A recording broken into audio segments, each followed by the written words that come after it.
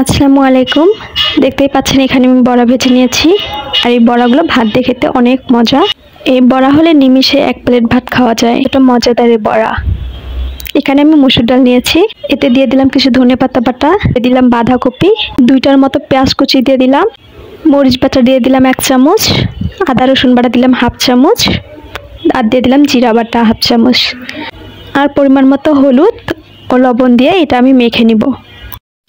এটা একটু মেখে নেওয়ার পর মুখে দিয়ে লবণটা দেখবেন, লবণটা পরিমাণ মতো হয়েছে কিনা। আমার লবণটা কম হওয়ার কারণে আমি আরও কিছু লবণ দিয়ে দিলাম। এবার আমি এটা খুব ভালোভাবে মেখে নিলাম। এটা এবার আমি গোল গোল শেপ করে ভেজে নিয়েছি। একটু সমস্যার কারণে আমি ভাজাটা দেখাতে পারিনি। আর দেখেন বড়াগুলো দেখতে কত সুন্দর লাগতেছে। এটা দেখতে যতটা সুন্দর, খাইতে তার থেকে অনেক বেশি মজা।